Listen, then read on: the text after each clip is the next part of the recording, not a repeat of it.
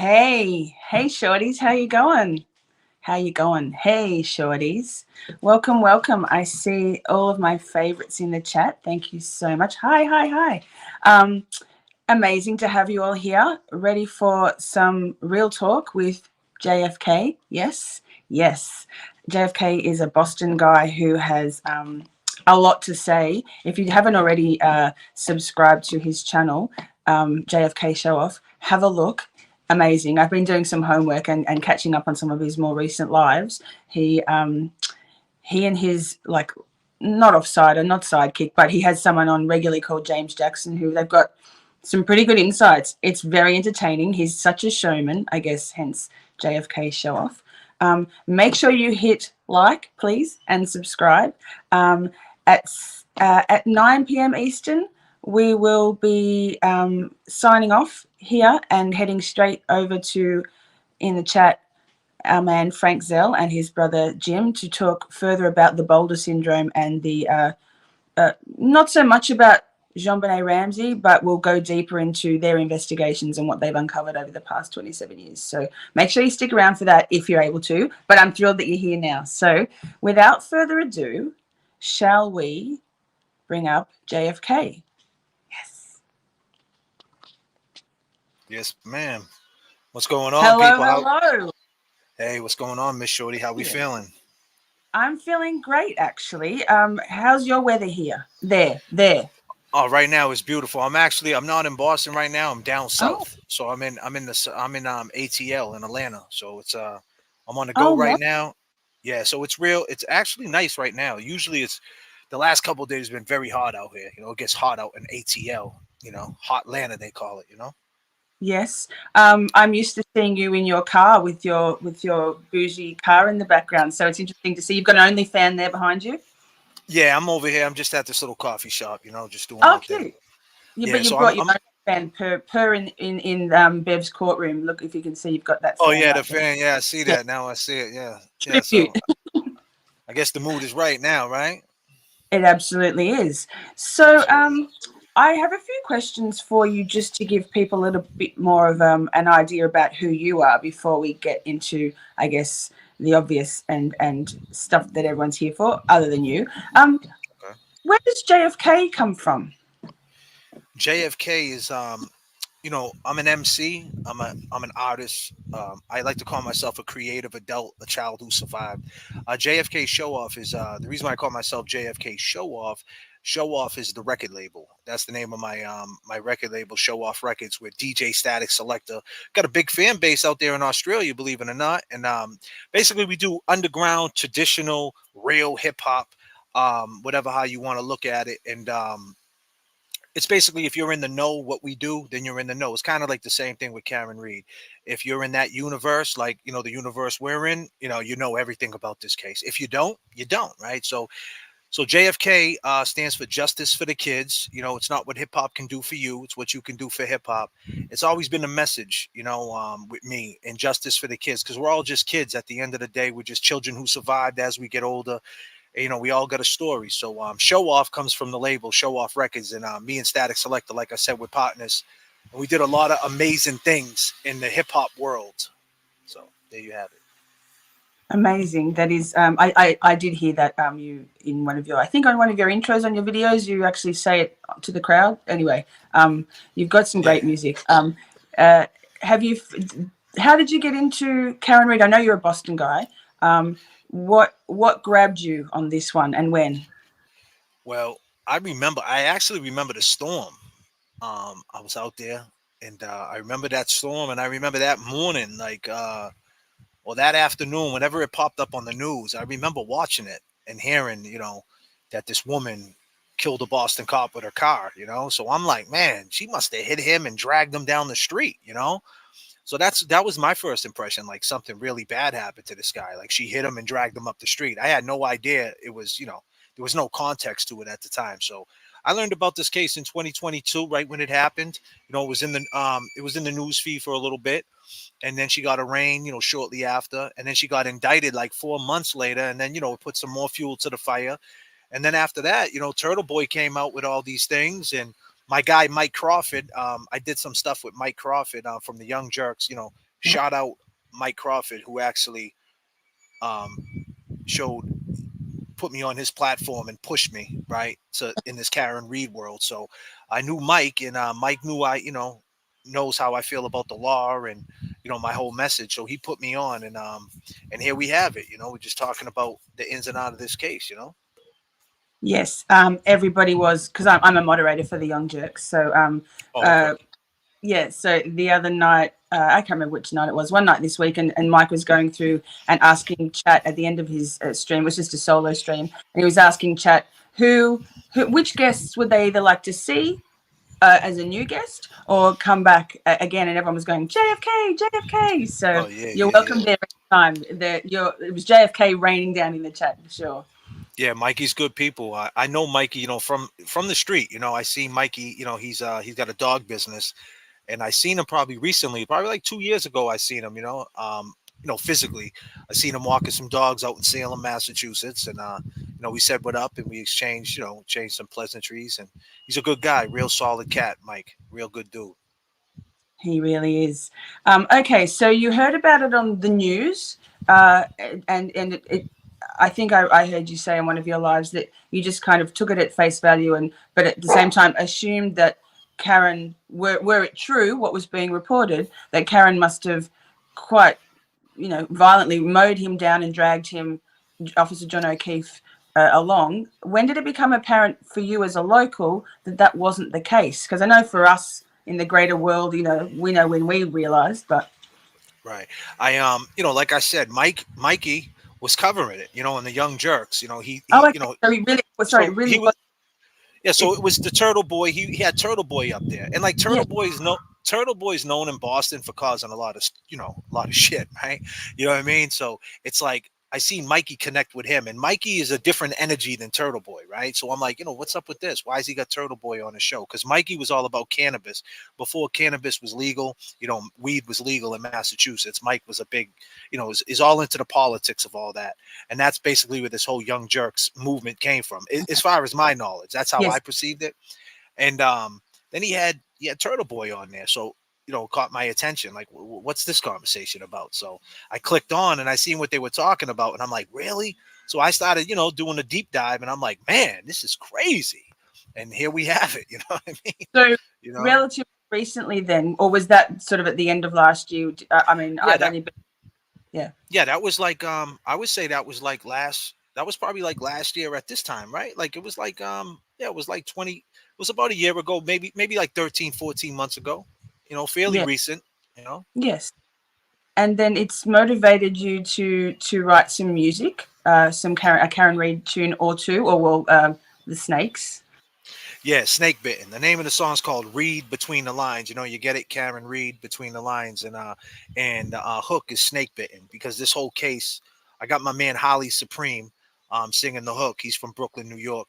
Um, my buddy Static Selector mixed and mastered it. I wrote the whole song. Holly just sang the hook. I wrote the hook though, and he went in and sang it for me, added his touch to it. And it's a real good song. It's called Snake Bitten. It's one of them songs. It's like a Phil Collins song. It's like a song that ages very well, and it's just storytelling. And I'm speaking from John O'Keefe's point of view. Mm. Laying in the grass, I can hear the snakes. I wish you would have told me he was feeling away. When he texts you, I seen the fear in the face that he texts me too. You come in here, then you drove away. So it's like, just from that perception, it not only was he laying in that grass, and and the snakes got him. People who he thought was cool got him. Um, it's also his whole relationship. Everything about that energy surrounding this, it's just been snake bitten, to the mistrial, to Judge Beverly Canoni saying, "Now we're going back with a murder charge." It's just a snake bitten thing, and sometimes in life, just some things is what it is, right? Yes, I remember that Melissa just said in the chat it gave her the chills, and I I remember the first time I heard it, it literally gave me the chills. I tweeted it out and I shared it on my channel as well, in my community tab, because it was just so beautiful. And I was That's quite awesome. surprised. Yeah, it was quite surprising That's to awesome. me. Like, it's such a horrible, like, hard subject matter, and then like the dichotomy of putting it with that beautiful, like you said, Phil Collins kind of a jam is really clever, I think. So nice one. I'm gonna tell. I really appreciate that. I really do. I love that. I love the fact that people are feeling it. And I'm gonna be real with you. When I thought about this, I said, wow, we need to make it's kind of like Eminem, Stan, how Yep. he's like, it was like that was my mindset going into it, right? And like I need to make a stand song, but I'm like, how am I gonna write this and where am I gonna start it? There's so many characters, like I can't name drop Brian Higgins, I can't talk like I you know what I mean, there's so many different things I could write about. So it's crazy because I'm a firm believer of God and the spiritual world, and I just started doing this and it just started spilling out. And it's not just like I was walking down the street, rip a rhyme to a beat. There's a lot of multis, Mm, a lot of double entendres in there, and so it's some real hip hop lyrical stuff mixed in with some musical stuff too. So it came out really nice, and like I said, I just let God take the wheel, and it flowed out. So it is what it is, and hopefully it gets further and further, and I'm just trying to put more awareness on the case, and just let people know that it doesn't matter who you are. You don't have to be a criminal to get caught up in the system. You could just get a DWI and everything changes overnight. So it's just something we all got a front seat to what's going on right now. So it is what it absolutely. is. I want on that note before we sort of move into some more of the nitty gritty of the trial and beyond. You had that great vox pop there called, when you were at, was it Madison Square Garden? No, I know that's in New York. When you were at the Celtics game and you were asking people if they'd heard of Karen Reid or whatever your Oh actual yeah. question was, and you got that amazing moment. And unfortunately, I can't pull it up because I'm not don't have capacity. But what happened there? Oh wow. So that's how this all started, right? So we're in the NBA finals. The Celtics. We won the 18th banner. And me and my buddies was down there, static selector, terminology. We had some good seats, and we did a song for the Celtics called Bleed Green with my crew. It's called the Showoff Crew. It's me, terminology, Rex, static, and Easy Money. And the name of the song is called 18. And in the song, I said, it's different here. Free Karen Reed. I said that because the whole jingle for the Celtics the whole season was it's different here. And then we won. So I flipped it and said it's different here. Free Karen Reed. Because as the trial's going, the Celtics are in the finals and in the playoffs. So this is going on in Massachusetts. In the daytime, you go to these bars, these local little taverns, everybody's watching the Karen Reed trial. Then at 7:30, we're watching the playoffs. So it was an insane space and time, being out there, in the change of seasons, late spring, it's crazy. So that's how it all started. So I had on my t-shirt, I had the bleed green song, and on the back I had Free Karen Reed. It's different here, Free Karen Reed. So I was walking around and people were tapping me on the back. Hey man, you're right, Free Karen Reed. Nobody was saying she's guilty. And then that one kid, it just organically happened. I walked up to him and I said, if you had one word to describe this Celtics team, because that's what I was saying initially to start it off. If you had Yep. one word to describe the Celtics team, and he flipped it and said they're murderers, like the Canton Police Department, and it was just, and I knew right then and there. I said, okay, this is gonna move on the internet. And then Mikey took it, and then I got on Mikey's show, and here's JFK on Miss Shorty's show, and we're gonna keep going. Absolutely. You could have in your Snake Pit song used Big Bad Brian. I like that one. Yeah, Big Bad Brian name.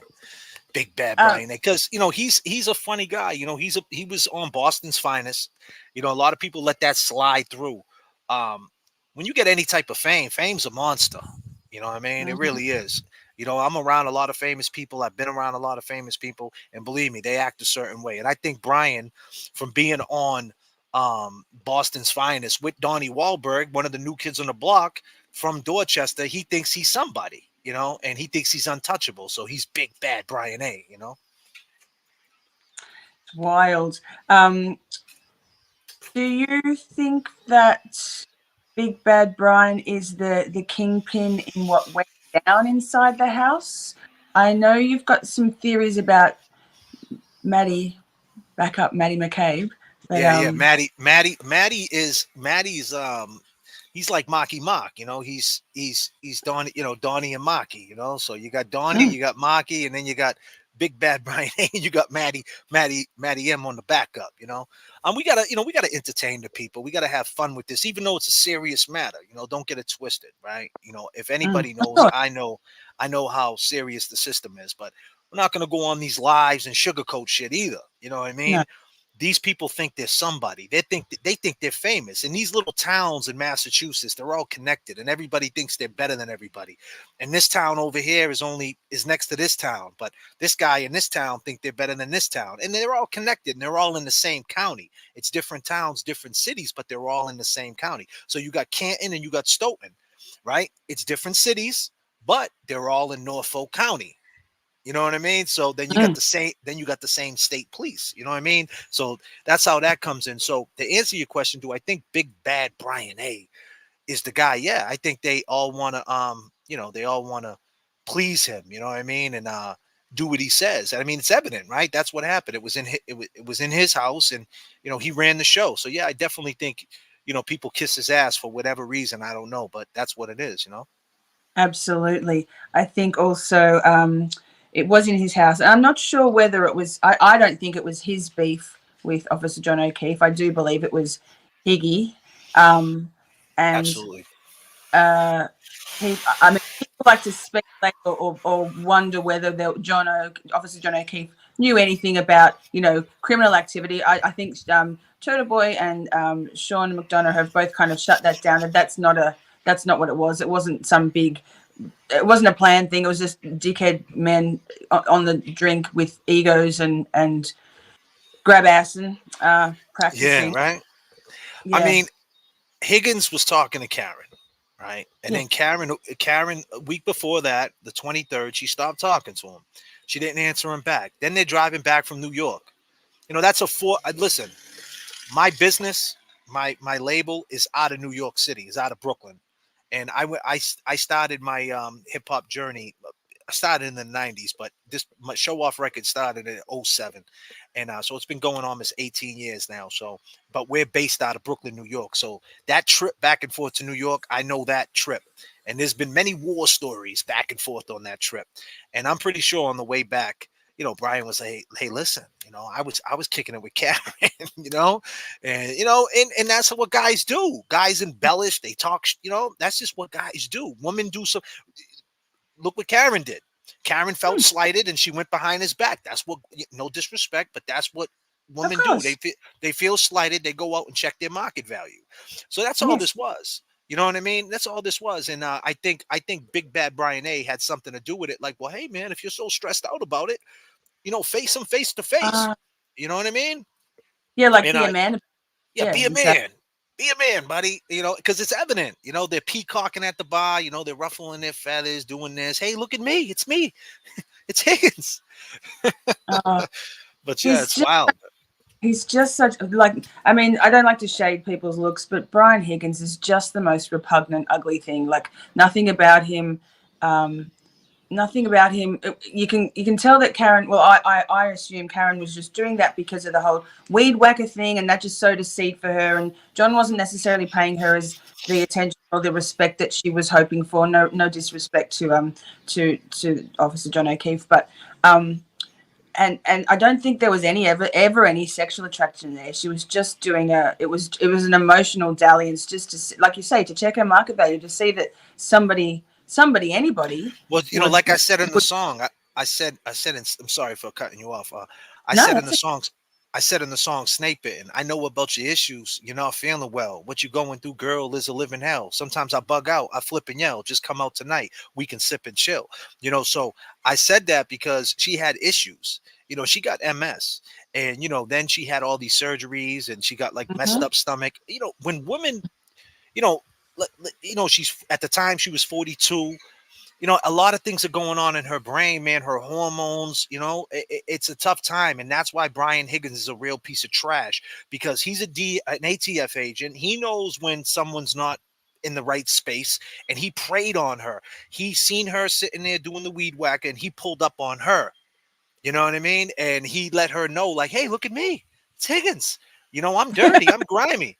And so that's Whoa. what it was. And things happen. So she wasn't in her right state of mind. And it happens though. You know what I mean? And when you're not feeling like yourself, you know what I mean? And like I always say, in Boston we have the best hospitals, right? And we drive by them every day, but we never once think that there's so many people in them hospitals that are never coming out of them hospitals. So like, Mm. she was in that in between time where she's thinking, man, I'm in this relationship with this man, these kids ain't even mine, I'm not married to him, I'm 42, what am I doing? You know what I mean? Like, what's going on? So there's Higgins. I'll pick up the phone, I'll be the slime ball. That's I'll who he message wanted. back. Yes. Yeah, he Yes. wanted to be the scumbag. If he was a real dude, he would have said, listen, I can't talk to you. I'm cool with John. It's not right. It's not good. Mm. And I just don't know why I understand they didn't ask him that question. They didn't say, hey, hey, Higgins, this is what I would have asked him, understand. Do you think it's wrong that you went behind John O'Keefe's back when you were talking to his girl? Do you think it's wrong? And if whatever, how he answers, which he probably would say yes. Or if he said no, then, that's a lie. I think he But did here's the, say not something I'm proud of. Didn't he say it's not yeah, he something I'm said he's proud not of? proud of, But it was but only a very brief moment. But the biggest question I would ask him, right? I would lead with that, and then I'd hit him with this: being a police officer as long as you've been, does that type of behavior, when men who are friends with each other, the other man goes behind his back, Oh, betrays him, and so talks to his girl, does that lead to violence? Can it ever lead to violence in your police profession? And he would have to answer that like, yes, it could. And exactly, that's exactly what happened. If you go from 11:58, everybody out there watching, 11:58, he's saying commit. We just got to go from 11. Well, go from 11:32. The first text he texts her. He knows John's there with her. He knows John could see that text. Then 11:58, he throws his hands up. Then at 12:20, you come in here. There you go. That's what happened. A fight happened. The question is, who did what? It is what it is. so what's your thoughts? Because I personally, in speculation, my belief is that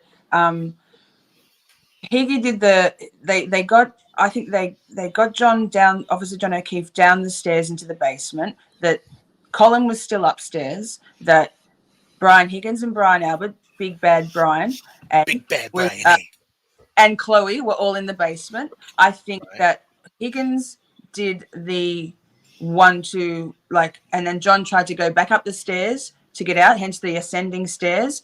Colin is there, down the stairs again, back into the fray. And I personally think that Brian Abbott probably didn't do that much in terms of actual physical assault, but that I personally feel like probably Colin did a sucker something from behind with a dumbbell or something.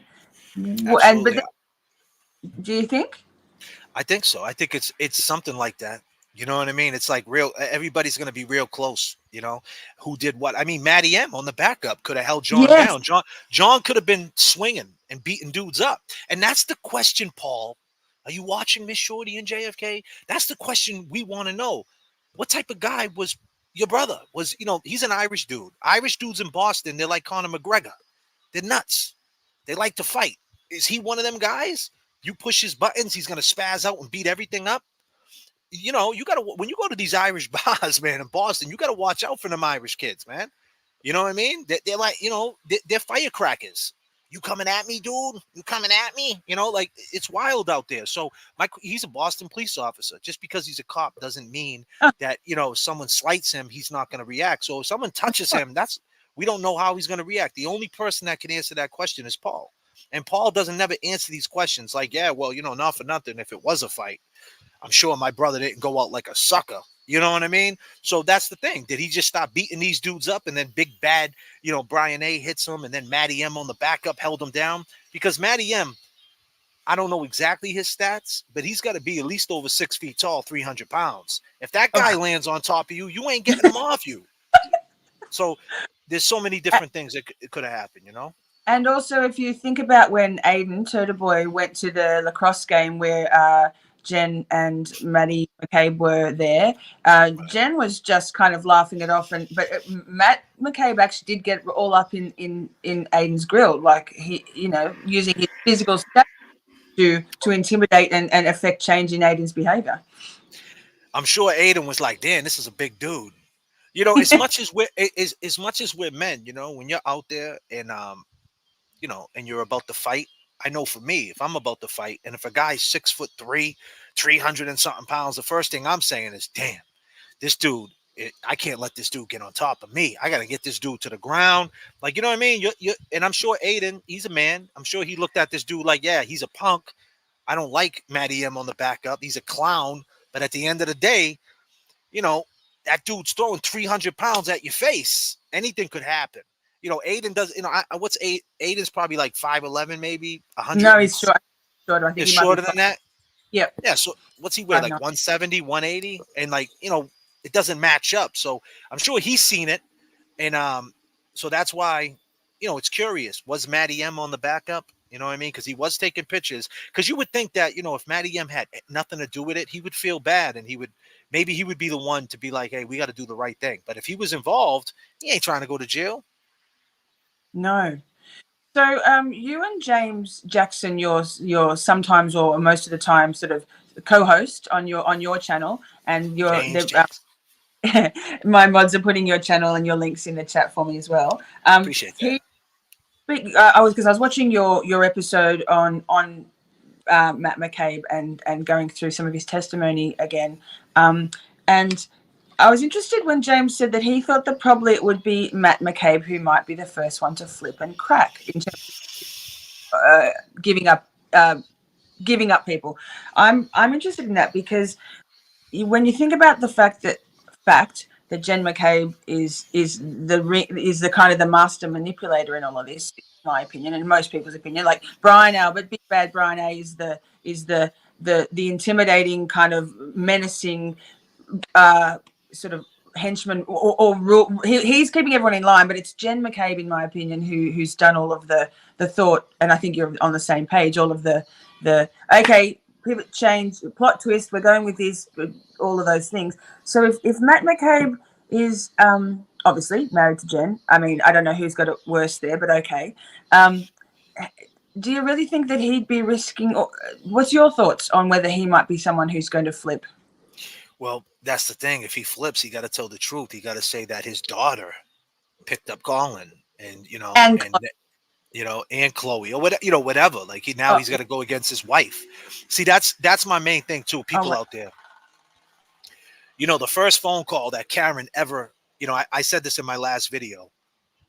You can check out that playlist. I got the playlist up, right? There's 13 videos on my playlist. You can go from 1 to 13, binge on them, watch them when you can. And it breaks yeah, down yeah. so many different instances. As I get the information from different people, like Miss Shorty could tell me something and I might go home and brainstorm it. Next video, I'm going to put it in there and tell you my take. So they're going to keep going. So right now I'm at 13. And obviously I do lives too. So good points come out randomly. You know how that goes. But basically with Maddie, yeah, he would have to go against his wife. So the thing is, the first phone call, um, people out there, when Karen called, she told Jen, I don't remember anything. I just remember we was at the waterfall. And Jen, if you remember on the stand in the testimony, Jen said, oh, let me hang up with you. Let me call, excuse me for the noise, people. I'm outside. Um, let that pass by. Yeah, so she said, let me call Chris up. I mean, call Julie up and see if Chris and John walked home from the waterfall, right? But she already knew that she already seen the truck. Remember, she already Mm. had eyes on it. So, but that was her testimony. She hung up, and then it was Maddie M on the backup who reminded her. What do you mean, baby? We seen the truck. She was there. So that's a lie right there, because at that particular moment when Karen called and said, "I don't remember anything." That's when Jen seen that window of opportunity. And she was like, okay, well, you don't remember? Oh my God. What if he walked home and got hit by a plow? Like what if he died in the snow? He only had a sweater on. Let me call you back. And the biggest mistake that Karen made is when she called her back, she picked up. Now, if Karen would have just been like, you know what, this chick is crazy, I'm going home, then who knows what would happen. But she picked up that phone, and that's why she was so frantic, like Jen, because she's plotting in her head. So Maddie M is all involved in this because he knows that he didn't remind her. She's the one that got the pants in the family. She's the one that said, this is what we're doing, Matt. Follow my lead. So it's interesting to me if we're thinking about the fact that if Maddie is more complicit or more involved, then I just think of him as a bumbling fool. Like he's just such a goofball, like Fred Flintstone, you know. And, Exactly. and Right. then excuse me, and then but then if I know the feds aren't. I presume the feds aren't actually coming in the murder trial. I think it's a bigger pool there that's going to the dominoes will fall. But um, it would be interesting whether there could be some sort of search warrant and like a bug put in their house, because imagine the things that Jen McCabe and Matthew Mm. McCabe talk about in their own home behind closed walls. Yeah, You know, that's a real good point, Miss Shorty. Miss that's what Shorty, that's that's a what good point. in my mind. As soon as James on your, because I was watching the Maddie McCabe of your live, and James said about the flipping, and that he thought Matt would crack, and I'm like, I don't think so. But then I suddenly went, hang on a second, imagine, because obviously they're going to be relatively careful on their devices these days. Ever since the whole shit, everything came out in court. Watching Matt McCabe's face in real time as he realized he was fucked. Oh, he said, what did he say when he was when he Oh was god. shaking? Yeah, he said, "Oh Oh my God," god. he was shaking with this. He couldn't even Yeah. move. And like, I need man, a torch. I need a phone. Oh, oh, he was a mess. That dude was a so, mess. yeah, but And but you know the crazy part about it is these people. This is superior court. So the people out there in Australia, because it's wintertime in Australia right now, right? And yes, it's about to be summertime, right? So yes, yes, everything's flipped, right? yes. And I love Australia, and we got things in common. You know, it's funny, right? Because just to jump off that, when I back in like '06, I always wanted to go down to Australia to check out the great white sharks. And I got a lot of fans out in Australia, a lot of people, a lot of friends, kicking it online in Australia. And Australia people love the Celtics too. And Yes. so long story longer, I always wanted to go down to, I'm sorry guys, everybody out here in the South, they love their trucks, but yeah, anyway, I always wanted to go down there to check out the great whites. And then ironically, back around 2010, Massachusetts got infested with great white sharks. So I never had to make that trip to Australia because now we have all the great whites. I actually went on a boat and seen them right in my face. But anyway, yeah, I mean, it's wild, man. People out there in Australia, what you got to understand is they're in superior court. Mm. This is like one of the top courts you can be in, and that's why I think Judge Canoni is the way she is, because she was a public defender for years, Yeah. which means is she had to defend a lot of people who did a lot of evil shit. And she defended a lot of people who didn't do anything or could have beat their cases, didn't have to take pleas. So it's the same type of mentality that she has. She has quit in her, because public defenders just quit. They got no hunger. And that's what she does. She has no hunger. She just wants to play with the Commonwealth. She wants to work with the DA. That's exactly what a public defender is. Where I'm from, we call public defenders public pretenders. And that's exactly what Canoni is, to let this mess of Maddie McCabe be on her stand. Because this is superior court. Like, watching this is insane, to think that these people are in court lying through their teeth and we're letting them get away with it. It's just insane. Um, I presume you've watched Microdot's latest masterpiece, about the lies and stuff of Auntie Bev. Have you watched that one?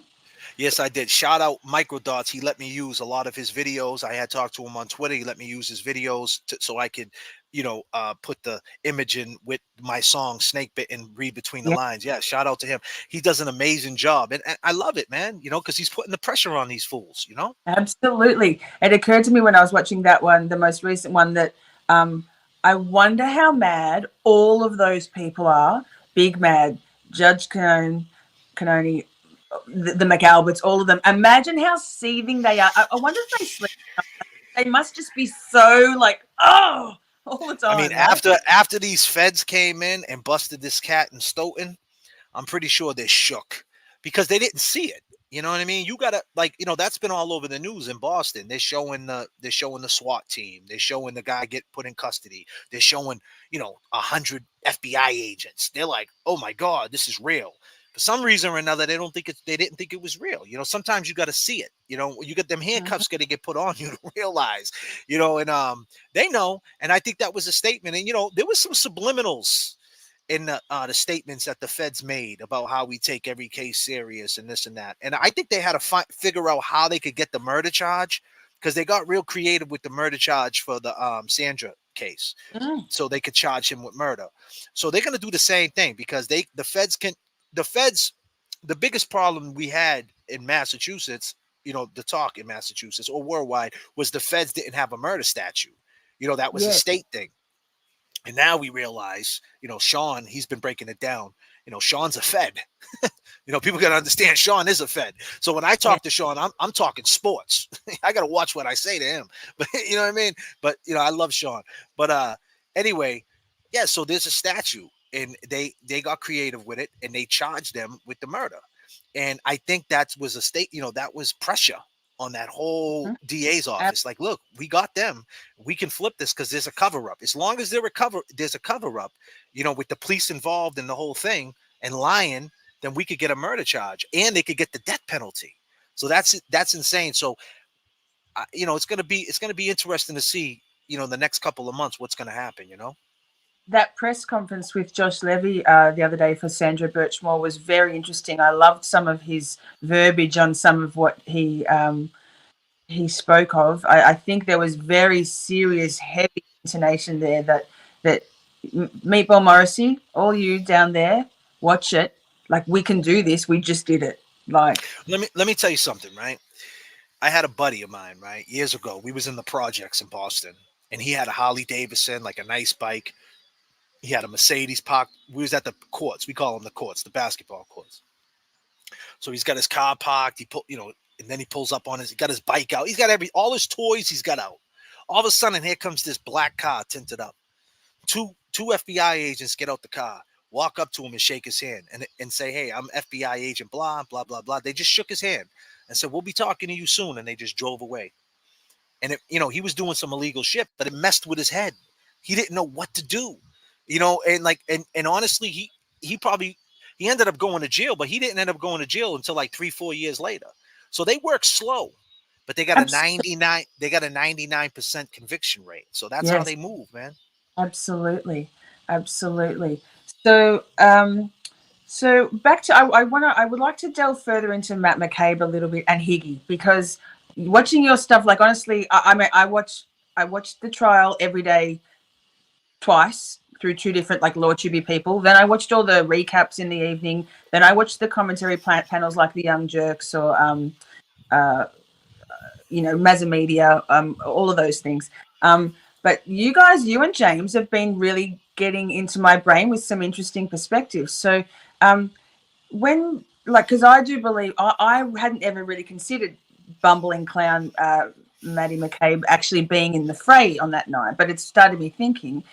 So, you know how Higgy legged it straight away, literally straight away, and went off um, to his office to move cars and stuff.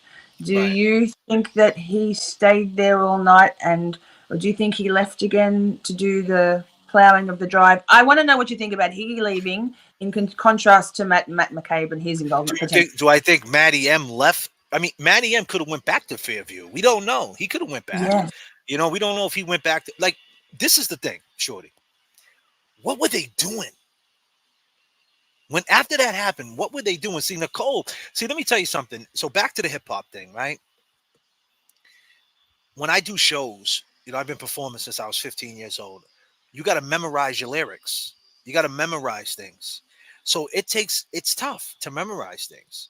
It's repetition, and you got to stay on Mhm. point. It's a script. I did movies. I've been on movie sets. The real Mark Wahlberg. That's one of my buddies.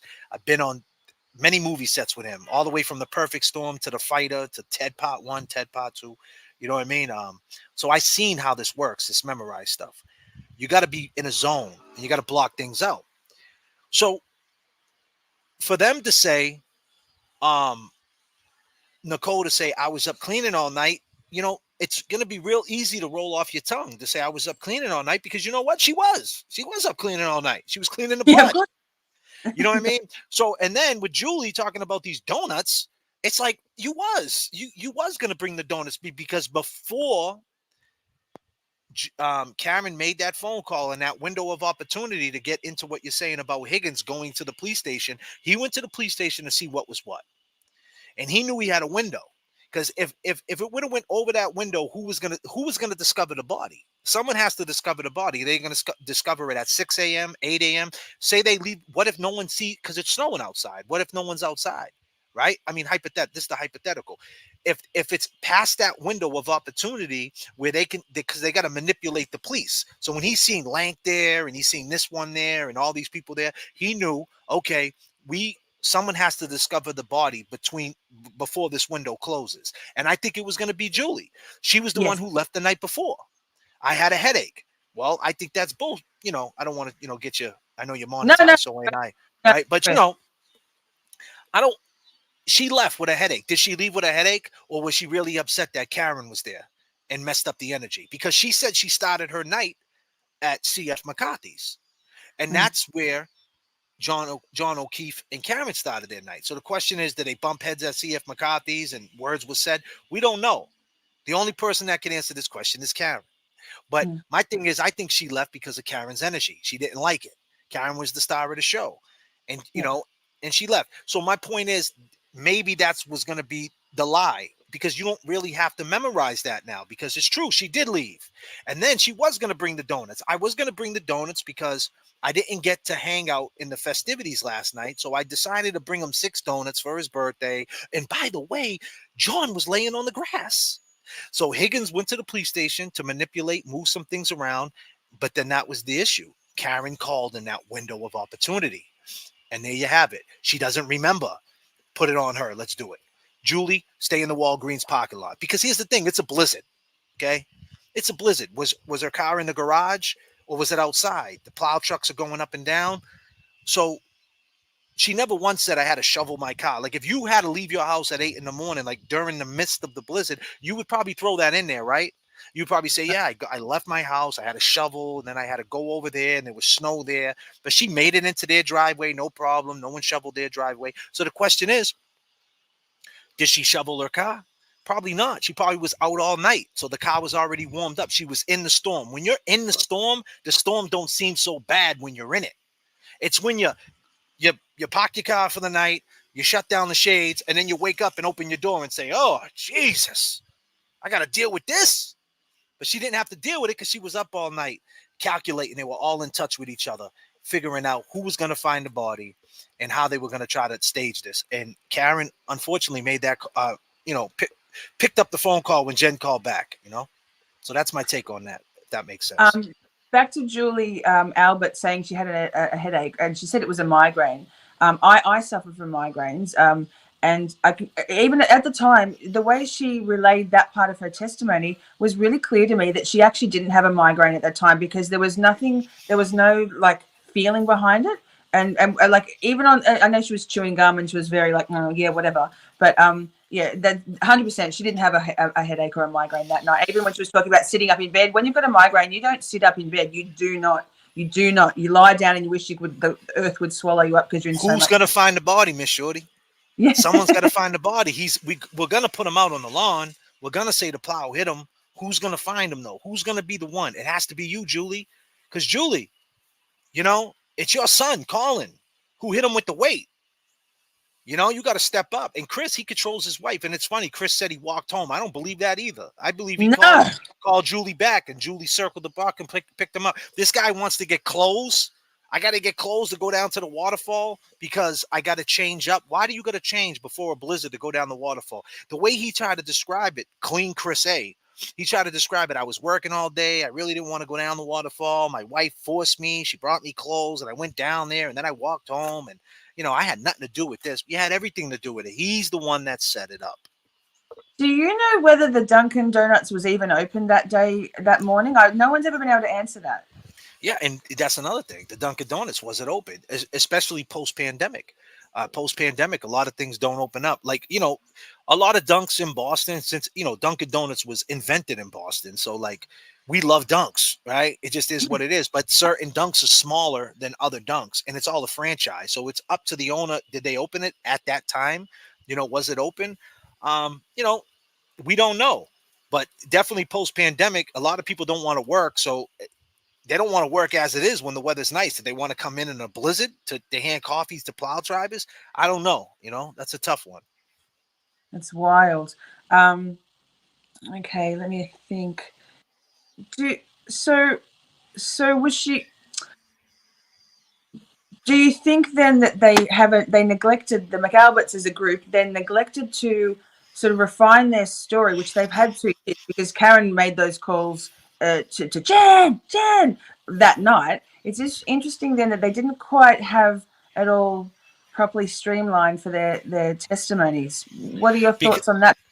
like I Yeah. said, on the testimony, she said that's what made her look. I think before the how's long to die in the cold, all that's the bombshells. But the silent bombshell is when, like I said, she agreed with Karen. Oh, let me call you back and call Chris. And call Julie and see if he walked home with Chris. Why would you do that? You already seen the car. You were texting him. You were calling him. You got directions by him. Why would you do that? You've seen the truck. I mean, it just happened a couple hours before. You just totally forgot that the truck was in front of the house. You had to call Julie up. Why? You didn't have to call Julie up. The only reason why, like I said, back to memorizing. You did have to call Julie, though, because you had to tell her to stand down. Stay in the Walgreens parking lot. I got a new idea. It's not going to be you that's going to find the body. It's going to be Karen. That's back to, you got to stick to the script, man. You know what I mean? And believe me, big bad Brian A, he's smart. You know what I mean? He knows. Listen, let's stick to this and stick to that. That way you don't fall off track. That's why Jen got so. If you see in one part of the trial when Alan Jackson asked Jen, he said, "Did you talk to Chris Albert and Julia? Did you talk to Chris?" I think he just said Chris. "Did you talk to Chris about that night at the bar?" And she was like, "What do you mean?" "Yeah, I talked to him at the bar. Everything was okay." And then he was like, "No, but I'm saying, did you talk to him about that night?" And she was like, she's getting a little combative. And then all of a sudden she was like, she starts making weird faces because she knows she's getting off script. She got to stay on script. She knows that she's got to say, "Yeah, man, we talked about the bar. Everything was great at the bar." Listen, it wasn't a night. People out there was no night. They got there at 10:55 and they left at 11:58. That's 1 hour. It wasn't a night. And that 1 hour, we seen fist, we seen fake kisses, we seen hands, we seen texts. I mean, come on.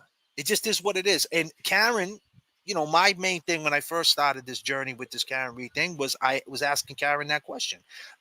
If Karen would have just said from the jump to the police, "I was talking to Brian Higgins and I think something happened," would have changed everything? Was it her pride that didn't want to say that she was talking to this scumbag? It could be that too. We don't know.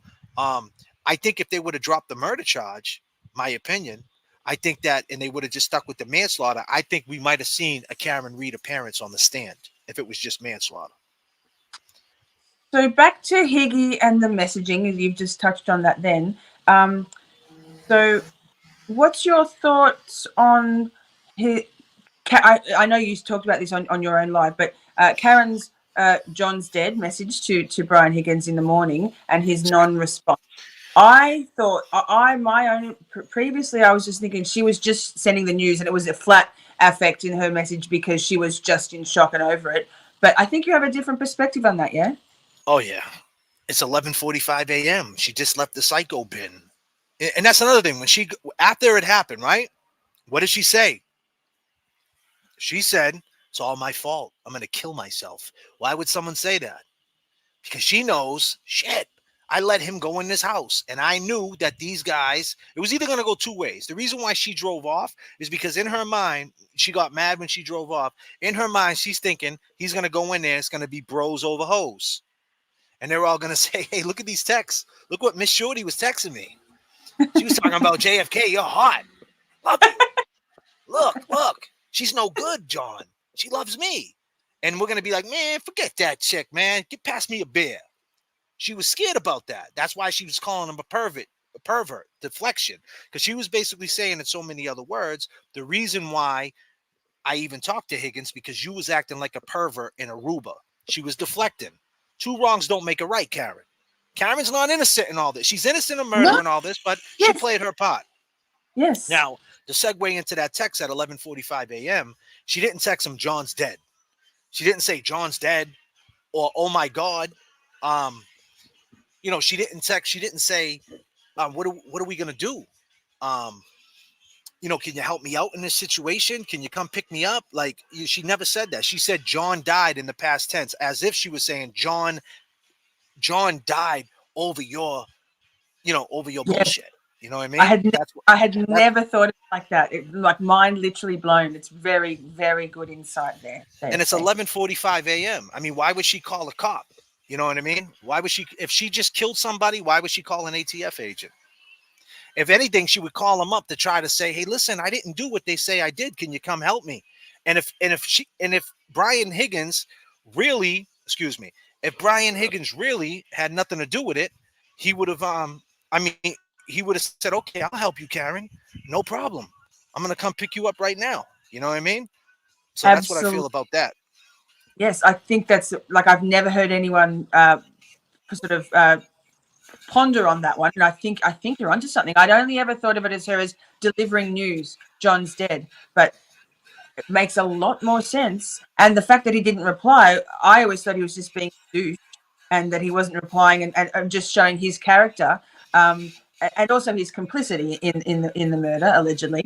But it He would makes have even more replied sense. he would have replied in a second. If Karen Yes, really did it, he would have replied in a second and said, "Listen, baby, I can figure this out. I got friends in high places. Don't worry about it. It was a crime of passion. You was angry. You was upset about Aruba. Come over my house. Like, you know what I mean? I'll get you a lawyer." If he had, come on. These are the things they should have, stood with at trial. But they didn't want to, because they didn't want to paint Karen as a person that went behind her boyfriend's back and might have caused this. No matter how you look at it, they don't want the jury to be like, "Well, she didn't kill him, but she dropped him off there." That's how they were slick. Lally dropped that in there, that manslaughter charge in there, and then he made Higgins say them texts. First, he made Higgins say them texts out loud, and then at the end, they dropped the manslaughter in there and confused the jury. Because in the state of Massachusetts, manslaughter, the statute, how they explained it to the jury was, if you have reckless behavior and causes in someone's death, you could be charged with manslaughter. So now at the end, they didn't get it told to him the right way, and they're like, "Wait a minute, her reckless behavior did end up to his death, so maybe it's manslaughter." And they got confused. Because think about it, they didn't charge her with leaving the scene of an accident. Wouldn't you charge her with leaving the scene of an accident if she killed? Like, you know what I mean? Doesn't make sense. So they were someone slick. in Margaret in the chat is concerned that, and I think she might be misinterpreting what you're saying, is that you're saying that it was Karen's fault. You're not saying that at all, right? You're just saying No, that Lally, no, no, no. but I'm not saying it's John, who's obviously John saying that. O'Keefe, that neither of them. But what's yeah, um, No, it wasn't Karen's fault. But at the end of the day, Karen, when she was getting, it's what made this thing spin out of control. See, people love the spin more than they like the truth. You understand mm, what I mean? So this is what it is, and she realized that quick. She got caught up in the spin dry.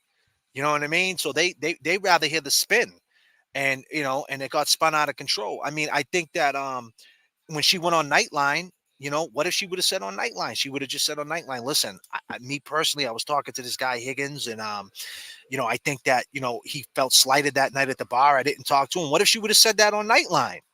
You know what I mean? But she mm. didn't. And So the thing is, by not doing that, it made a lot of people think that she did it. You know what I mean? and And then, oh, go ahead. Sorry.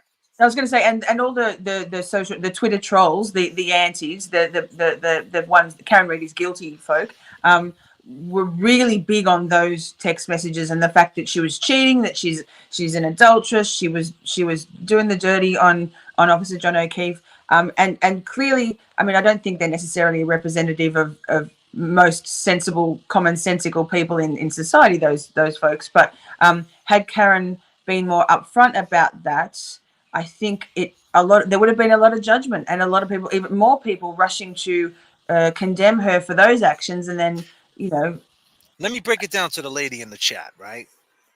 Before you get all mad, all right? Because people just get so upset when you say one bad thing about Karen. Listen, it is what it is. That was 2 years ago, all right? Things happen, right? First and foremost, we're human beings. We all make mistakes. Who cares? She didn't kill him, and she shouldn't go to jail for murder. But here's the thing. Let's just say this happened. Let's just say they did do their job, all the police officers. all the police officers did their job. They went in, they found the blood, and they arrested everybody in that house. Now we're watching the trial of Brian Albert and the whole crew. But in the trial, they want to know why it happened. What was the reason? And then it comes out in trial. The reason is Higgins felt slighted about Karen. And then everybody's like, wait a minute. Wow, the girl Karen, she was on Nightline. She was talking about it. She never mentioned it. Wow, she's devious. She set him up. She dropped him. They would be saying something different. If she held that in and they all got arrested, they'd flip it on her. They'd be like, wow, she's devious. But now that she's set up and they're putting it all on her, we're giving her a pass. Can't give her a pass. I think that she should have spoke up about it. And I think her lawyer should have been transparent about it. Because who cares? You know what I mean? Because it's evident what happened at the bar. It started at the bar. That ride to Fairview Road, what she fell right into their trap. She was trying to say that ride to Fairview Road was like, did we get invited here? Did they invite us here? You really think that's what they were talking about? She was probably like, them people ain't your friends, John. Why are we even going over there? Fuck them. You know what I mean? Absolutely. She should have been more transparent about what really happened between the time from the ride from the waterfall to Fairview. And when he got out the car, what type of time was he on when he got out the car? Was he getting out the car like, hey, I'm going to party? Or was he getting out the car like, man, you know what? I'm going to go see these fools. Dude, just text me, question mark. And then he just texts you in the bar. He should, you know what I mean? The only person that can answer these questions is Karen. And here's the thing for the person in the chat. When the Netflix series comes out and she gets found not guilty, everything I'm saying, she's going to say. Yeah. Because this is what happened. Look at the footage. And even with the Nightline thing, I mean, I presume that had she said anything like that, that would have been bombshell and they would have included it in the interview. But those Dateline, those things are so highly edited, so scripted, so editorialized to the slant that particular program wants to put in it. I have a huge issue with docuseries, documentaries, and all that sort of stuff because it's very rarely just straight, like, you know, they jump cuts and shit to make it what they want, the narrative they want. And let me just say this too, right? To put a bow on that particular subject, that type of stuff in a courtroom, you got to check the temperature. These are just normal people in the courtroom. When you say something scandalous like that, right? The texts come in, you pervert, and then this guy's reading the text saying that she came over his house. They're gonna they remembered all that. You think they remembered the tail white, this, the that, the scientist, the dog? They don't remember none of that. And here's the thing: in Massachusetts, for my people from down under, in Massachusetts, you can't go back and rewind the tape. It's got to be all in your notes. So they couldn't go back and rewind the tape. But what do you think stuck in their head? You think the scientist stuck in their head, or the fact that she was talking to Higgins behind John's back? That stuck in their head. So that's why they should have took the temperature of the room and realized they should have stood on that and spoke on that. Absolutely. Sorry, guys. I know, that's okay. I know for me, the entire trial, I was resolute, and I came into it relatively positive that Karen was not only innocent, factually innocent, but also being framed. But I didn't want to jump in with, I was open to having my mind changed, and it wasn't. But I must admit that the only time I felt a little bit of a waver in that confidence was just before those texts all came out. And in social media, or on Twitter, those trolls, or, you know, whoever they are, the haters, the antis, the blue shirts, were being venomous and vicious. And it was the one time when I was like, oh, so it even impacted my sort of, didn't impact my belief that Karen was innocent, factually innocent, and that she had no involvement whatsoever. But in the trial itself, that was the one thing where I was like, this really could affect the jury, because it's not a good look. And no judgment. Like, I totally understand but why. But that's the thing, right when that came out, and right when that part came out that she was talking behind his back, I don't know about any of you people out there, but that's when I said, okay, now we know what happened. I mean, that's what happened. Yep. No more mystery about what the motivation was. It wasn't I mean, maybe they wanted to give him a beat down, but they weren't looking to, I can't imagine they were looking to kill him. They never. That would be stupid. They were driving home from New York, and Big Bad Brian A put it in his head, and it was entertainment. It was entertainment. Like, hey, let's call her up and call him up, bring him down here and see how they react. It was all a game. It was all a game, man. People do some. Listen, man, you can't control people, places, and things. And people No. do some wild things, man. It just is what it is. That's what happened. And like I said, it's back to the pizza shop. I talked about that. When she was saying that she wanted to go to the pizza shop with Chris. Chris kept saying, oh, everything was fine. She wanted to go make pizza and hang out. Yeah, of course she wanted to go to the pizza shop because she knew if she went to the pizza shop, John would go, Chris would go, right? Jen would go, Maddie would go. But you know who wouldn't go? Higgins and Big Bad Brian A, because they're too cool to make pizzas. They want to go do drugs and get, you know what I mean? So to her, that was fight or flight. That's what she was thinking. Hey, we go to the pizza shop, right? We're more close to the house. We're in the square. I'm more safer there. That's why. But you notice how they keep in the trial. You got to go on the testimony. I'm going on the trial. I'm not going on feelings. Yeah, You know yeah. what I mean? So at the end of the day, that's the reason why that she was probably saying, hey, let's go make pizza. Because she knew if she went to 34 Fairview, then she was going to get outed. Higgins was going to say, hey, look at this, John. And she didn't want that. Yeah, there was a lot of testimony in the trial that Karen didn't ask just once or twice. She asked a fair few times to be able to do the pizza thing, and I always wondered about that. It seemed random to me. Do you want to just debunk this one here on the screen right now? What are the chances John is working sex crimes and living in Canton, though? I mean, are you, Cat Lady? Are you asking whether that's the reason why there was a beatdown? I don't. I mean, it's possible, right? It could be a mixture of everything. You know what I mean? People just don't like right now. People don't like Miss Shorty, and they don't like JFK. People just don't like people. So John could be in a space where, he's fighting for the truth, and he doesn't care if you got to take down a cop or, you know what I mean? He doesn't care. He does his own thing, so to speak. So people just might not like them. You know what I mean? And that's okay. But that's what happens sometimes. People hate because you know what hate is? Hate is mistaken admiration. And a lot of people look at John, they want to try to, pull him apart and say, look at him. He's with the girl Karen and he took care of his sister's kids that died. Who does he think he is? He doesn't even have his own kids and he's a playboy. And, he's got a certain little bop to him. And people don't like him. So it could be a mixture of that and, other things. So, yeah, it's possible. And actually, purely speculation, but I think it's been sort of starting to be wondered out and pondered about in this kind of community with the arrest of Matthew Farwell in the murder of Sandra Birchmore. And given that there's many key players, and that John was working in the sex crimes section in Boston PD, yeah, not in Canton PD.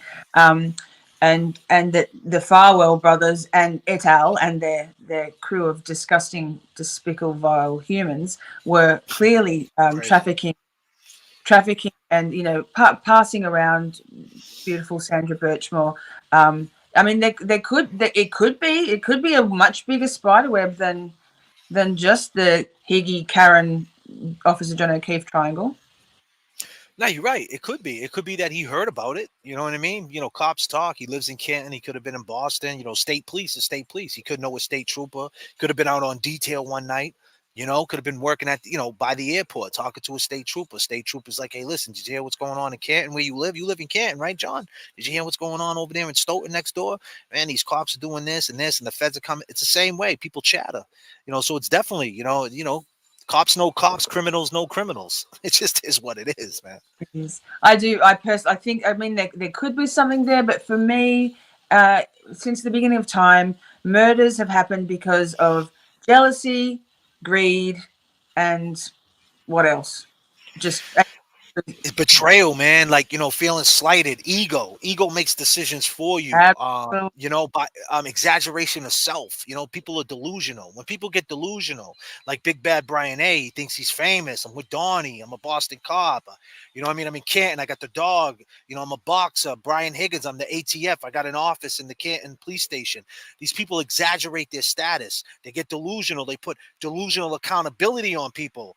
Now he's mad at Karen for whatever reason. Like, you did this and, you owe me type mentality, delusional accountability. It's like bipolar. It's mental health stuff. And, they didn't get it in check. And then when you fuel that with the liquor, Anything could happen, and that's exactly what it is. These dudes they don't have no growth. Look at them on the stand; they still ain't men. They still acting like children. Just dodging and deflecting. If they didn't do it, period, they would just be like, "Listen, I'm shocked." When they was on the group text, like I said in my last video, why are they on the group text? No one on the group text said, "Wow, man, isn't it crazy? We was with John last night, and he died on the lawn of hypothermia. Holy shit!" No one said that, man.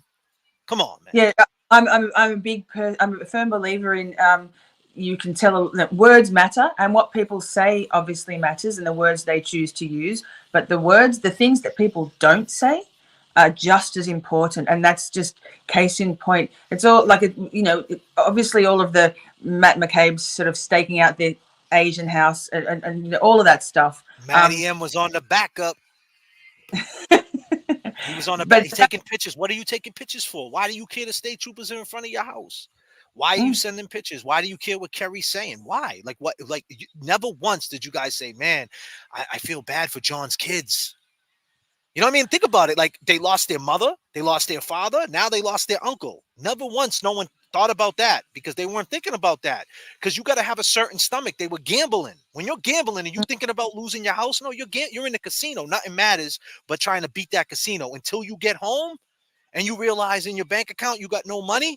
You said, "Damn, man, what did I do?" But in the moment, you was gambling. So that's what they absolutely. did. They're just gambling, man. Plus, also they when we're talking about like alcohol and ego and all those things. Plus, the Higgins and Albert had been, I would assume, a relatively emotional day at the funeral when they drove to New York. If they even got to that funeral, I'm not sure if they did. So Right. it already heightened emotions, and just so many contributing factors that tip people over the edge. That's a great point, by the way, too. There you go. See, you're tapping into mental health. These guys just came back from a funeral, seeing people crying, and now they're saying, "Damn, man, we got to do this And they're all over angry. again." Yeah, they're probably also angry, because that was, the death of a police officer, by the hands of someone else. That's, men like that, You got to mad. understand something. On Boston's Finest, John's best friend named Pat was on Boston's Finest with with Brian, Big Bad Brian A. They were on Boston's Finest together.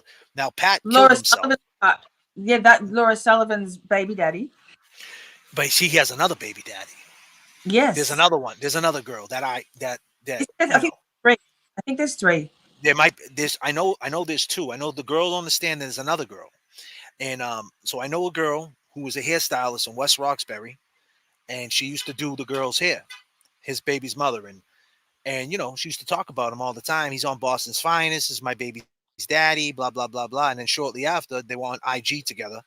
And so when the trial came out, she's watching the trial. This girl, and she sees this girl get on the stand talking about Pat. It's dead, and I got a kid by him. And she's like, "Wait a minute, that's not the same girl I was doing the hair with. What the hell?" She was in the Twilight Zone. And then she hit me up and she showed me his other kid on the other IG. And she's like, "That's crazy." So, he did what he did or whatever. But the point is, the fact is, the guy Pat was best friends with John. You mean to tell me you're on Boston's Finest? Donnie Wahlberg is the man in Boston. He's the new kid on the block, hanging tough. Please don't go, girl. He's the guy, step by step.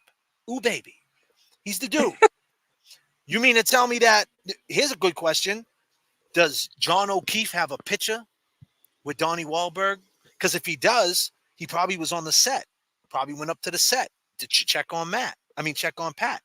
And I'm pretty sure Big Bad Brian A was on the set. He probably never left the set. You know what I mean? So they knew each other. The fact that he distanced himself and act like he doesn't know him, this is just telling. It's just telling. It's just because if they had nothing to do with it, he would say, "Man, I seen John around. He came up to the set when we were doing Boston's Finest. I knew his boy Pat that passed away. He was a good dude. I just can't believe I slept through it. Jesus, I wish I didn't." He's not saying that though, is he? No, there's a lot to be said for what they're not saying. Absolutely. So I think I just want to. What do you think about? Obviously in the summations, closing arguments, we had Brian Albert, Colin Albert, Jen McCabe, and then I think randomly Kerry Roberts. What do you think about them bringing Kerry Roberts in there in that foursome to the final day of trial? I think Kerry Roberts is a scumbag because here's the reason. Because at the end of the day, right, every second counts. Every second counts. Your boy's laying on the ground. Every second counts. You worrying about what Karen's doing? Get off him and, just being real bitter. Like, you know what I mean? Karen looked down and realized this dude ain't getting. Listen, I've been in a situation. I seen somebody die recently at a TJ Maxx. I seen a woman die at TJ Maxx. For all the people out there, she just dropped. She woke up. She looked right at me. Did I drop? I said, yeah, you dropped. I said, you got diabetes. Like, what's the deal with you? You got seizures. She looked at me. All of a sudden, she started saying she was going to die. I need water. I opened up one of the people at TJ Maxx wouldn't even let me get a water. I'm like, give me the damn water. I took the water. I put it on her neck. I put it on her mouth. Called the paramedics. They took 25 minutes to get there. And I'm not even exaggerating. 25 minutes. Every second counts. All of a sudden, I heard this. I heard a gurgle. And then I looked and she peed herself. And I said, yo, this lady's out of here. So her son was there. Her 17-year-old son was there. Bugging out. Tripping. This kid's tripping. I get his phone number. Anyway, I went to the funeral and everything. So I seen someone die recently. And when you realize they're not getting up, when you realize, I don't even know this woman. When I realized that she wasn't getting up, I bugged out. I'm like, where's the ambulance? Like, what's going on? I'm ready to start I'm ready to pick this lady up and run to the hospital with her. There was no emotion in Kerry. Kerry looked at it. She was playing to the rhythm of Jen McCabe. Jen McCabe, hey, man, Karen's the outsider. Forget her. Run with me. You know what I mean? And every second counts. She should have been like, go in there. I'm running in there. I'm going to go get Brian because Brian's a first responder. Brian's going to know exactly what to do in this situation. If Brian makes the phone call to 911, it might be a little different. Wouldn't it be, hey, this is Officer Brian Albert in Canton. Man down, officer down, Jesus, boom, boom. Next thing you know, man, they might have got there faster, right? My point is, that didn't happen. So every second counts. And she didn't adjust very well to that. And after seeing him down like that, that goes to show you how bitter she is. And dare I say, did she want it to go this way? So she can kind of be like, look, I was more John's friend than everyone else. Like, I don't know. People are weird, man. I don't know. People use people's funerals and people's death for their own self-pity. People use people's death for their own self-pity. That's what I think of your girl, Kerry. And might have even been a reward for like standing her ground and relaying the story that she was told to tell from Jen McCabe, because it was very clear there was a lot of coaching going on there from Jen to Kerry Roberts. And actually, now that you mention it, yes. Every minute counts. Miss Shorty, if you looked at that situation, the dude got snow on his face. He's been out in the cold. He's freezing. He's blue, black eyes. You're going to bug out. Especially if you know him, you're going to be like, oh my God. And you know he ain't getting up. You're looking at the situation. You're going to bug out, But Kerry Roberts knew John for a very long time. It's interesting to me, by 10 years or so, or longer even. Interesting that Karen, jumps out of the car, flies to Officer John O'Keefe's body in the snow, pulls his shirt up, puts skin-to-skin contact on him, starts giving him mouth-to-mouth. It's very interesting to me that Kerry Roberts didn't, as you say, the seconds count, didn't have that apparent panicking, and she was almost it seems the inference is that why didn't you guys pick him up? Why are you worrying about calling 911? That's your boy. You guys should have picked him up and threw him in the car. I'm not saying that's what Karen should have did, but I'm saying she didn't do anything. And here's the thing. Here's the main thing. They said that Karen wanted him dead. So Karen wants this guy dead, but yet she's picking up a shirt to wake him up. Come on. It's wild. She murdered him, didn't she? She murdered him. Why would she want to wake him up? So he could say, you murdered me? Let me wake him up so he could say you hit me. Come on. It doesn't make no sense.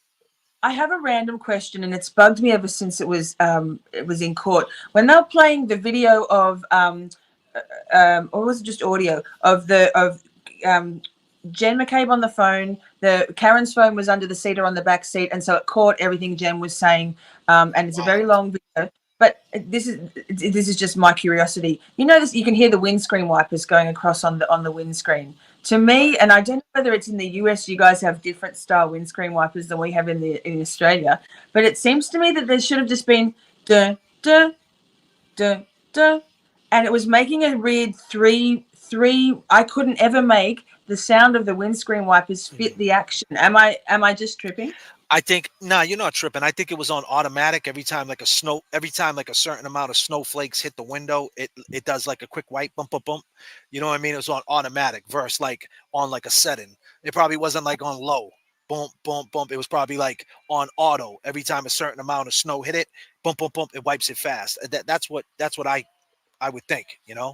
It But was yeah, that was it was very chilling that just even having that almost like a heartbeat. Oh yeah, yeah, yeah. It definitely. Listen, that's another thing. That's a coincidence too, right? You know, they're coming out to help. We didn't hear Yeah. that, and it was exactly at the same time she made the phone call to Jen McCabe that didn't pick up. I mean, to Oh, Nicole who didn't pick up. So it was right at the same time. Like it can't get. It's insane.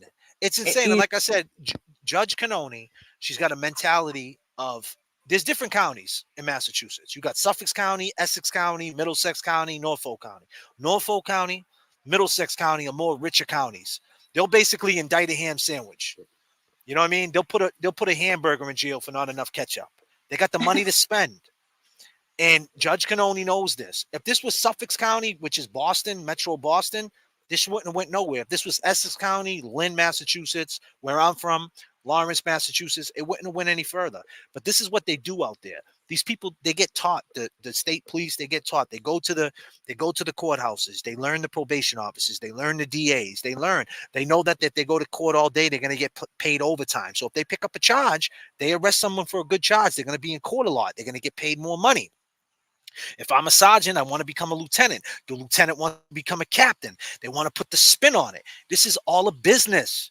It's all the way to the sheriff's department for the inmate going in, buying canteen, buying minutes so he could call home. It's all a business. And Karen was in the scope, unfortunately. yeah, wow. Listen, I'm going to have to wrap it up in a minute now because I have got another back to Absolutely. back. Okay, I'm so sorry. Nah, that's dope. That's dope. I love it. I love it. And I love what you're doing. I love your style, man. You're very beautiful. Everything's Oh, great. And I love I love Australia. I got a fascination with Australia, man. I got to get down there. I always want to what get down there. it's an amazing place. One of my It is. friends, Melissa Asylum, just at my request, she's been writing lyrics for like Mike Crawford from the Young Jerks. I think she did one for Yellow Cottage Tales, Plevin, and herself. So she's been writing lyrics to songs and then putting those songs to AI generated music. So it's her creativity, and then she types in the parameters of and actually one of the viewers before wanted to know your take on AI, and I could probably imagine you're horrified by the idea, but I'll just say this about AI. It's never going to be the real deal. You know what I mean? no. Anyway, But it's she fun. put It's fun. yeah, it is fun. And so she wrote me some lyrics and put them to music, and it's about the kinship between the US and Australia. It's kind of inspiring and beautiful, very well written lyrics. So check it out. It's on my. I think I just put it on my channel this morning. But Just to say Australia, this, we got 100, and I definitely will check everything out. I'm gonna dig more deeper into your page and catch up to what you're doing.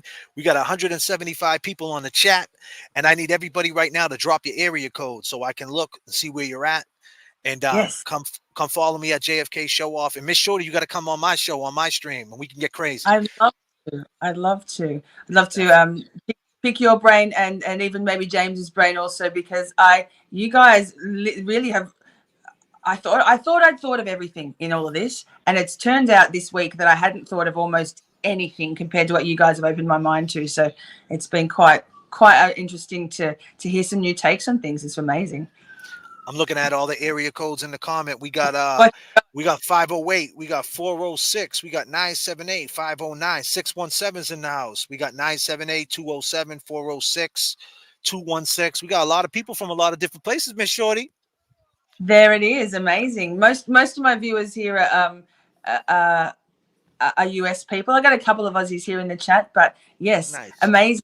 It's worldwide. It is worldwide. It Actually, is. before we before we go, I just want to say almost forgot. I'm doing a fundraiser for Karen Reed. I created these bumper stickers. I did the design myself and then Nice. printed off 200. So there's a limited edition of 200 of them. I think there's about 150 left now.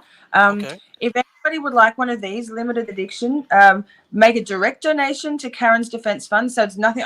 There's no grift here. I'm not taking anything from any of it. In fact, it's cost me quite a bit to. I like the fact that you say you're a grifter. You Yes. say that, right? You say, and that's beautiful. You know, and I just want to say this. I wanted to say this. I was thinking about it when I read that in your bio. You say it's funny because YouTube sets us up to be grifters. I mean, we didn't make the super chat. You know what I mean? We didn't make the monitor. You know what I mean? Like, it is what it is. But, you know, we're putting in time. But it's funny, the people who call people like us creators grifters. We're just passionate. Y'all don't understand that. And a lot of time and energy that we put into this thought. Like, it's like I've been spending I all my life, like all my week, every week is preparing for my guests. It's not, we don't just sit on here and go, oh, hey, like, you know, there's no recreation. We got to do our homework. Yeah. We got to do our homework. So anyway, these stickers, if you would like one, I don't touch a cent. A direct donation to Karen's Defense Fund. One of my mods will pop the link in the chat. Minimum $10, you'll get one sticker. If you do $50+, it's 2 stickers. $100+ is 3 stickers, 1 entry per person. I'm not going to do a second run of them, so I really love it. And all my helpers in the US have got bundles of stickers and envelopes and thank you cards ready to go. So if anyone would like to make a donation, whether they have before or would like to do it for the first time, to directly benefit Karen Reed, no benefit for the grifter, and you get they'll even get a thank you Miss Shorty autographed card as well. So there you go. That's awesome. Thank you so much, Jfk. I like your style. I said I like your style. Thank you. Yeah, I mean, absolutely. I think I'm all right, but there's haters. Hey, haters are gonna hate, right? Yeah, absolute skis. Absolute skis. All right, thank you all.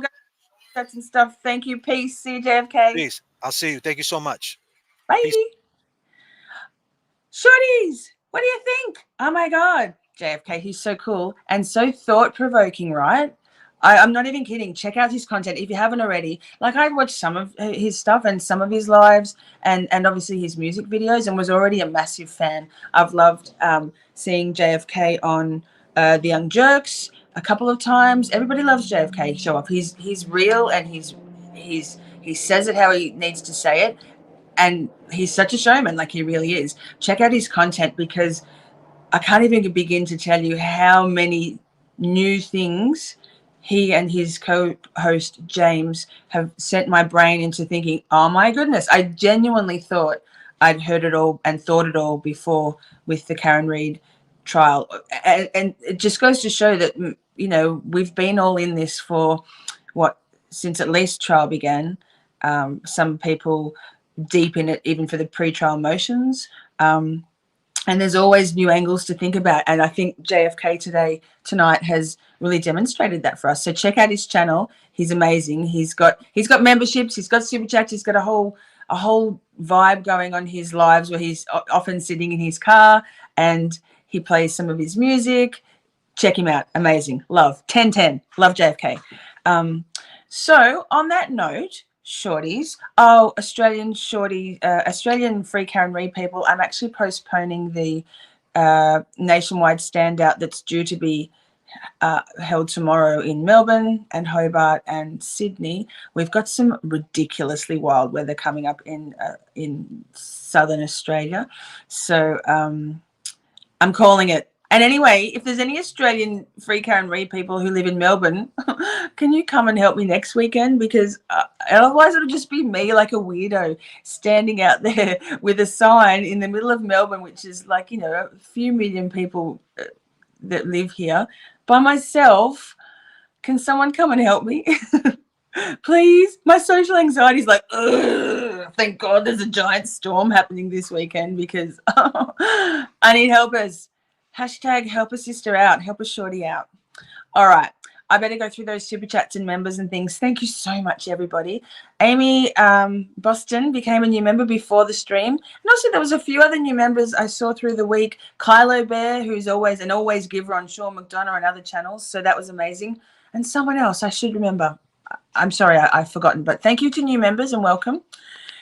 Glenn Lake, who's gone now, I think, but he said thank you. Thank you, Glenn Lake. Love ya. Shari D, thank you for the gifted membership. Shari D again for the gifted membership. Glenn Lake, gifted 10 memberships. Thank you, Glenn, friend. Mwah, love your face. Who have we got? Alison here with the $9.99 super chat. Thank you so much for this interview. Love JFK content. He's amazing. 10-10. 14-10 would recommend. Amy Boston, girl, one of my mods. Oh, while I think of it, thank you, Nick and Sarah. And Kat's not here today, but thank you, Jess. Kerry's not here today. Amy, my newest moderator, thank you so much for being here. Mwah. Couldn't do it without the mod squad. Love y'all.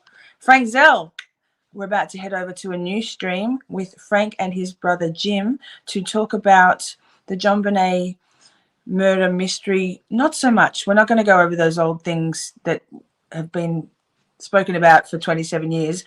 Frank and Jim have done some amazing research over the last 27 years. Investigation. They've investigated and they've come up with some pretty dark and disturbing realities in the Boulder, greater Boulder region, and have coined it the Boulder Syndrome. So come along to that. It's amazing. They're amazing men, such wonderful men, done so much for researching and investigating into that. So thanks, Frank, for the super chat. I love it. Alison became a new member. Welcome. Thank you. Nick, yo, my best wingman, my tire pumper. Thank you, Nick. Sarah in shock and horror. Girlfriend, love you. Mwah. And what else we got? Oh, Sarah said Miss Shorty plus JFK, an amazing duo. Two beautiful people right there. Were you guys talking about us getting married? Did I see that in the chat? Yo, orcs. I mean, maybe. I wouldn't say no. Calamity J became a new member. Yay, friend. I love you guys. AKA the cat lady. We talked about that. Thank you so much. And Mia Bido, my friend Mia. I've known Mia for almost a year now, and she's amazing. I love you all. Thanks, shorties. I'm going to sign out. Make sure you press like, subscribe. Could you drop a comment after the stream's ended in the comment section to get this out into the algorithm? And I will see you in like 1 minute. Mwah. Love your faces. Mwah. Bye.